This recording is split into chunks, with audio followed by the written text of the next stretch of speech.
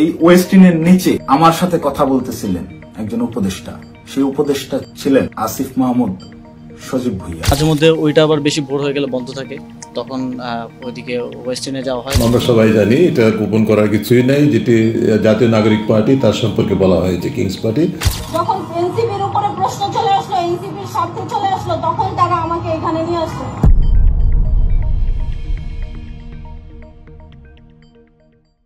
উপদেষ্টা আসিফ মাহমুদের ওয়েস্টিনে নাস্তা করা নিয়ে সমালোচনা হচ্ছে অনেক। আমি আজকেও এটি নিয়ে ডকুমেন্টেশন সহ শাহেদ আলম শোর আলোচনাটা করতে পারতাম, যেখানে আমি সাধারণত অনেক রেফারেন্স যুক্ত করি, কথা যুক্ত করি। যেমন তাকে সাপোর্ট দেওয়ার জন্য এনসিপি নামক রাজনৈতিক দলটি একাধিকবার বলেছে যে তাদের সাথে সরকারে থাকা উপদেষ্টাদের কোনো যোগাযোগ নেই, সংযোগ নাই, উপদেষ্টা আসিফ মাহমুদ কাজ করছেন না তাদের মধ্যে, তাদের জন্য। কিন্তু আজকে যেটা হয়েছে, অপু জানে আলম অপুর স্ত্রী যে সংবাদ সম্মেলন করেছেন এবং সেখানে দেখা গেল যে আসিফ মাহমুদকে বাঁচানোর জন্য তাকে এনসিপি সামনে নিয়ে যে এসেছে সেটি ভুলে বলে ফেলেছে। এই ভিডিও আমি আমার ফেসবুক পেজে দিয়েছি, আপনারা দেখেছেন নিশ্চয়ই। আলোচনাটা সেখানে না। এখন আমি যদি ওই তথ্য প্রমাণ নিয়ে করতাম তাহলে স্পষ্টই বুঝাতে পারতাম, কিংবা আমি হয়তো আরও এস্টাবলিশ করতাম যে কিভাবে আসিফ মাহমুদ কলকাঠি নাড়ছে এবং তার সাথে ঘটে যাওয়া যে এই যে গুলশান চাঁদাবাজি শুধু তো একটি না, এর আগে উমামা ফাতেমা আরেকজন সমন্বয়ক বলেছিলেন যে এদের শিকড় অনেক গভীরে। এটি একমাত্র ঘটনা, it's a tip of the iceberg. তো শিকড় যখন গভীরে, সেইটার নানান রকম স্পেকুলেশন ছিল। সেই স্পেকুলেশনে যাদের নাম এসেছিল তাদের মধ্যে আমরা বিশ্বাস করতে পারিনি, যেহেতু নামগুলো একটা গুঞ্জন ছিল, আমরা সামনে আনিনি। কিন্তু এখন যেহেতু একজন আসিফ মাহমুদেরই সহকর্মী, বৈষম্য বিরোধী ছাত্র আন্দোলনের আহ্বায়ক হিসেবে যাকে গ্রেপ্তার করা হয়েছে, এই জানে আলম অপু, তার কথা প্রসঙ্গে আসিফ মাহমুদের নাম এসেছে, তখন তো এটি নিয়ে আলোচনা হচ্ছে এবং সরাসরি অভিযোগ আঙুল তোলা যাচ্ছে আসিফ মাহমুদের উপরে। কিন্তু আমি আজকে আবার ওই আঙুলটা তুলছি না এই কারণে যে আমার কিছু সংশয় কাজ করে, আমার কিছু ভয় কাজ করে। পাছে না জানি আমরা ১ বছরের মধ্যে ছেলে মেয়েগুলোকে অনেক বেশি চাপ দিয়ে ফেলছে কিনা, মানসিক নির্যাতন করছে কিনা। তারা তো একটা ট্রমার মধ্য দিয়ে চলে এসেছে এখন রাষ্ট্র ক্ষমতায়, কিন্তু ১ বছর আগে তো এই সময়টা তারা একটা ট্রমার মধ্যে দিয়েই ছিল। যে কোনো সময় প্রাণহানির একটা শঙ্কা ছিল দানব হাসিনার হাতে এবং তার আইনশৃঙ্খলা বাহিনীর হাতে। কিন্তু আজকে যখন তারা ক্ষমতায়, সেই কারণে তাদের সব দোষ ত্রুটি কি আমরা বলবো নাকি না কিছুটা উজ্জ্ব রেখে বলবো, কথা বলবো, এটি নিয়ে আমি একটু দ্বিধায় থাকি। আমার দৃঢ় বিশ্বাস অনেকেই এই দ্বিধায় থাকেন না। যারা অবলীলায় বলতে পারেন যে জুলাই সিডিআই, তারা থাকেন না। তারা মনে করেন যে এরা হচ্ছে গণশত্রু, এরা জাতির শত্রু, আওয়ামী লীগের কট্টর সমর্থক। কিন্তু আমরা তো শেখ হাসিনার অপশাসন, দুঃশাসন, মাফিয়াতন্ত্রের বিলোপের জন্য কথা বলেছি। আমরা ১৭টা বছর বিএনপি যেমন রাজপথে লড়াই করেছে, আমি ব্যক্তিগতভাবেও গণতন্ত্রের পক্ষে কথা বলে গিয়েছি। আমার দীর্ঘদিনের এই যে অ্যাক্টিভিজম সংগ্রাম, সেটার মূল জায়গাটাতে ছিল কি? গণতন্ত্র প্রতিষ্ঠা, সুশাসন প্রতিষ্ঠা, মধ্যপন্থার বাংলাদেশ প্রতিষ্ঠা, আইনের শাসন প্রতিষ্ঠা। এই ছেলেমেয়েগুলো যখন লড়াই করেছে তখন তাদের মাথায় গণতন্ত্র, আইনের শাসন, সুশাসন ছিল না। তারা কেবলই শিক্ষা ব্যবস্থায় বৈষম্যটা নিরসন করার জন্য এবং চাকরিতে ঢুকে কোটার মুখে পড়ে যেন তাদের চাকরির ভবিষ্যৎ নষ্ট না হয়, সেটার জন্যই লড়েছে। এবং সেই লড়াইটা আমরা বলি শেখ হাসিনার পতনের ৩৬ দিনের লড়াই। এই ৩৬ দিনের মধ্যেও তারা মূলত শেখ হাসিনা পতনের জন্য লড়েছে শেষের ৫-৭ দিন, যখন ডিবি অফিস থেকে তারা মুক্ত হলো। মুক্ত হওয়ার পরে তারা মোটামুটি সিদ্ধান্ত নিল যে না, জনগণ যেহেতু শেখ হাসিনার পতন চাচ্ছে, আমরা এই পতনকে ত্বরান্বিত করতে নেতৃত্ব দিব। বিএনপি, রাজনৈতিক দল জামাত ইসলাম, তারা মাঠে শক্তি প্রদর্শন করেছে।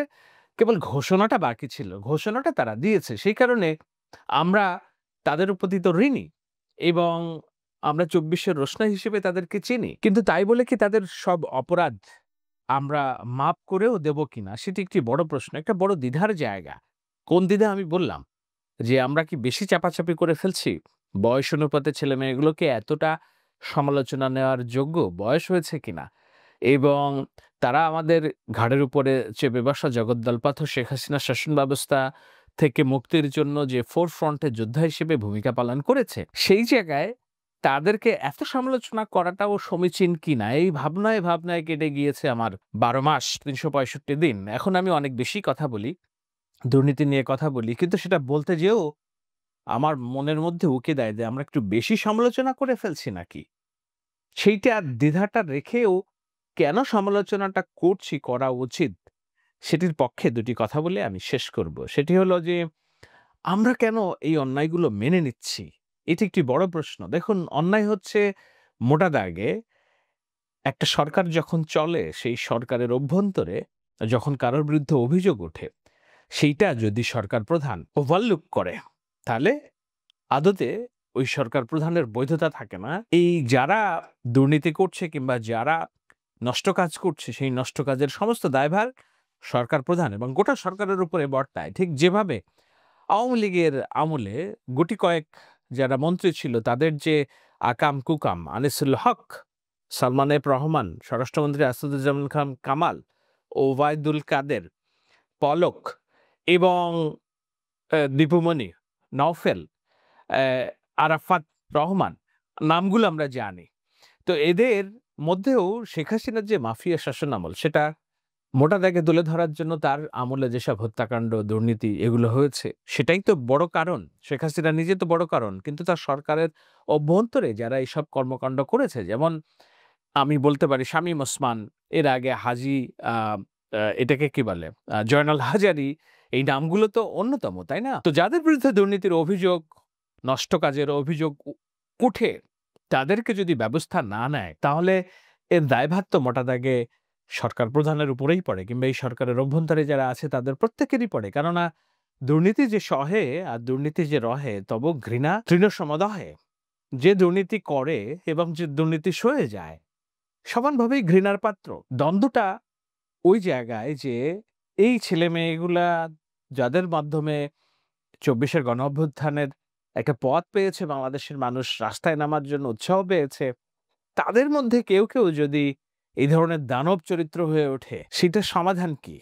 আমি বলছিলাম যে আমরা কেন এই অন্যায়গুলো মেনে নিচ্ছি, কোন অন্যায়গুলোর কথা মেনে নিচ্ছি। দেখুন, একটি সরকার আছে, যেই সরকার, সেই সরকার একটি নির্বাচন পরিচালনা করবে। নির্বাচন পরিচালনা করার এই যে সময়টা, সেই সময়টাতে সংস্কারের কিছু বা এটাকে কি বলে দাবি উঠেছে জনগণের মধ্যে থেকে। সরকার নিজে সংস্কার করার জন্য কিছু কমিশন তৈরি করে দিয়েছে। আসিফ মাহমুদ নাকি একলা 6টা মন্ত্রণালয় চালায়। আমাদের স্বরাষ্ট্রমন্ত্রী স্বরাষ্ট্র মন্ত্রণালয়ের সাথে কৃষি মন্ত্রণালয়ও চালায়। এইভাবেই জোড়ে তালে দিয়ে চলছে, যেহেতু খুব স্বল্প আয়তনের সরকার। এবং ডক্টর ইউনূসের যে ভাবনা আমি জানি, শুনেছি যে না, আমি 10 জন নিয়েই তাদেরকে কুলিয়ে পাচ্ছি না, যদি 20 জন হয় তাহলে তো আরো বেশি সমালোচনা।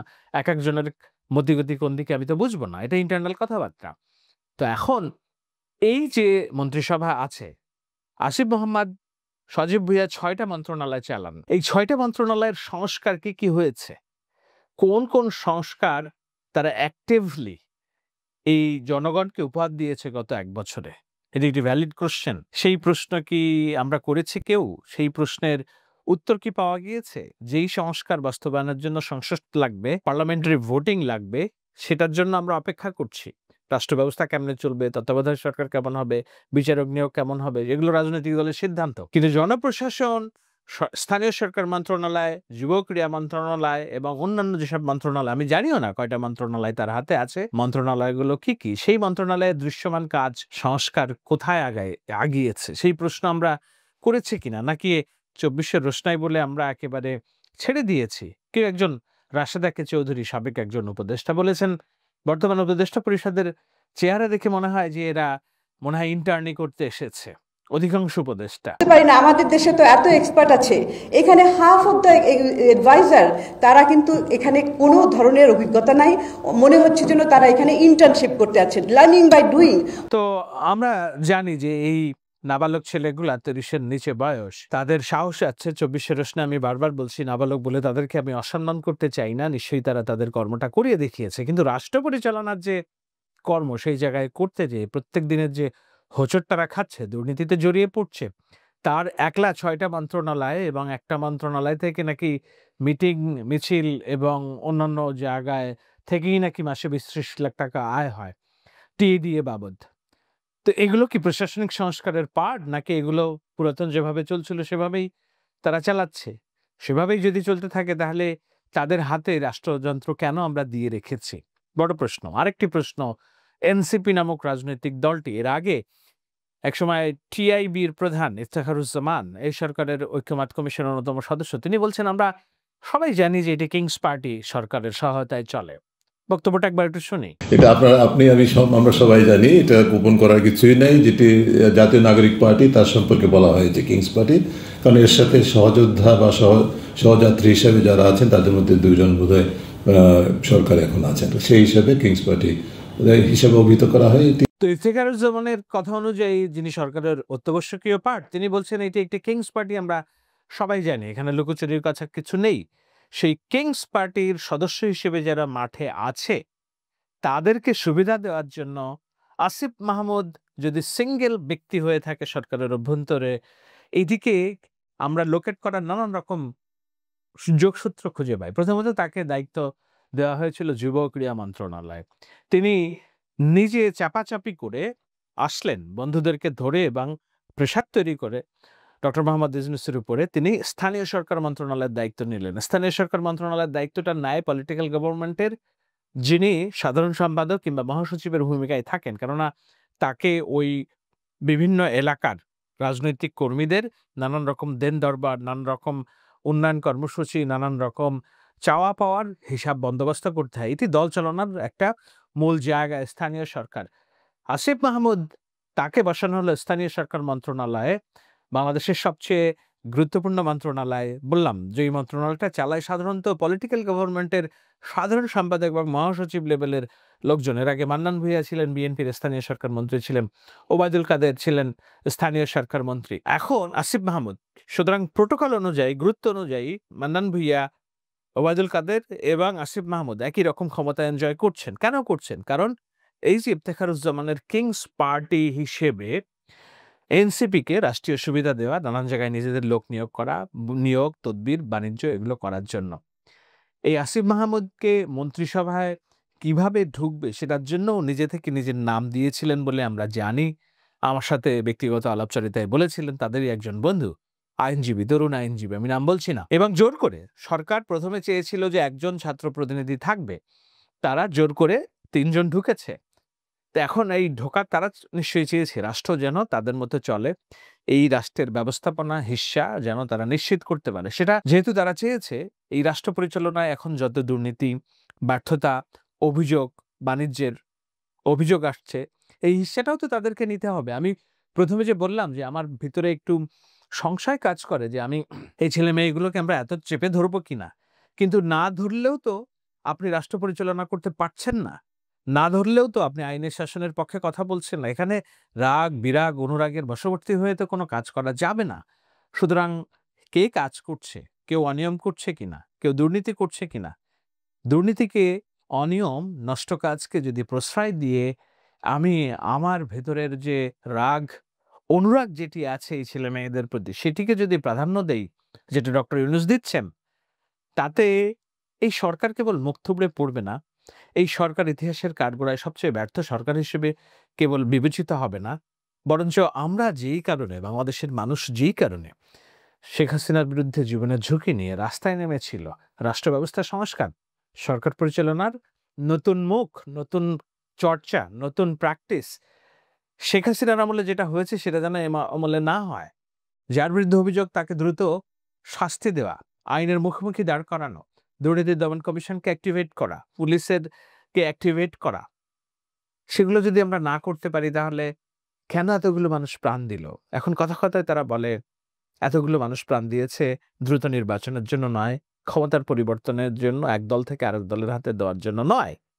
তাহলে কি এতগুলো মানুষ প্রাণ দিয়েছে যেই ছেলেটি 1 বছর আগেও আন্দোলন করেছে একটি চাকরি পাওয়ার জন্য, পড়াশোনা শেষে এই বৈষম্যটা যেন না থাকে, সেই ছেলে পাজেরো গাড়ি চড়বে, ওয়েস্টিনে সকালে নাস্তা করবে, 6টা মন্ত্রণালয় চালাবে, তার বিরুদ্ধে ট্রিপল মার্ডারের অভিযোগ আসবে, নারী শিক্ষককে বিবস্ত্র করে রাস্তায় পেটানোর অভিযোগ তার পিতার বিরুদ্ধে আসবে, ম্যাগাজিন এয়ারপোর্টে নিতে যেয়ে ধরা খাওয়ার অভিযোগ আসবে, জোর জবরদস্তিমূলক একটি মেয়র পদকে আটকিয়ে রাখার অভিযোগ আসবে, একেবারেই এটাকে কি বলে, সর্বশেষ কোটি টাকার এক্সটর্শন অর্থাৎ ভয়ভীতি দেখিয়ে চাঁদাবাজির অভিযোগে তারই বন্ধুবান্ধব নাম বলবে, কিন্তু তার পক্ষে দাঁড়িয়ে যাবে আবার তাদের সাথে যোগাযোগ না থাকা একটা রাজনৈতিক দল এনসিপি, এবং সেটা প্রকাশ্য হয়ে যাবে। এতগুলো জায়গায় যেখানে ছিদ্র, আপনি এখানে গেটিস দিবেন কিভাবে? এই ছিদ্র আপনি সারাই করবেন কিভাবে? এটা কঠিন সময়ের মধ্যে পড়ে গিয়েছি আমরা, তাই না? আমি বলতেও পারছি না যে আসিফ মাহমুদকে আজকে গ্রেপ্তার করে আইনের সাজার মুখোমুখি করুন। আমি বলতে পারছি না যে না, আগামী দিনে যেই সরকার ক্ষমতায় আসবে তাদের প্রথম কাজ হবে আসিফ মাহমুদকে গ্রেপ্তার করা। আসিফ মাহমুদকে নিজেই বিষয়গুলো ভাববেন যে আমাদের এই যে দুর্বলতা, আমাদের যে মনের কোণের যে দ্বিধা, সেই দ্বিধা থেকে তিনি নিজেই মুক্তি দেবেন, নাকি শেখ হাসিনার মতো একটি ভুলকে ঢাকার জন্য আরো 10টি ভুল তিনি ক্রমাগত থাকবেন এবং আস্তে আস্তে তার এক্সিটের রাস্তাটা তিনি নিজেই বন্ধ করবেন? মনে আছে নিশ্চয়ই আমি একটি আলোচনা করেছিলাম, বাইনারি ভুলের ফাঁদে পড়েছেন শেখ হাসিনা। একটা ভুলকে জাস্টিফাই করার জন্য যেই পদক্ষেপ তিনি নিচ্ছেন সেটা একে একে 2 হচ্ছে না, একে একে 10 ভুলে রূপান্তরিত হচ্ছে। এটি হচ্ছে বাইনারি ভুল।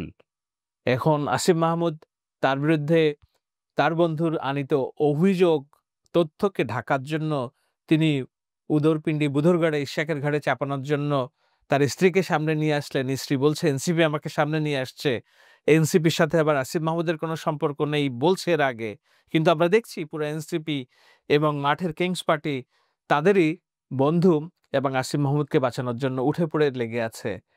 এই সবকিছু বাইনারি ভুলের বিষয়, এবং এই ভুল কতদিন করতে করতে কোথায় গিয়ে ঠেকবে, এর পরিণতি কি হবে নিশ্চয়ই আমরা জানি না। আমি চলতি কথায় আমার এই ভাবনার দ্বিধার জায়গাগুলো আপনাদের সাথে শেয়ার করলাম। নিশ্চয়ই আপনাদের ভিতরেও এই দ্বিধা আছে।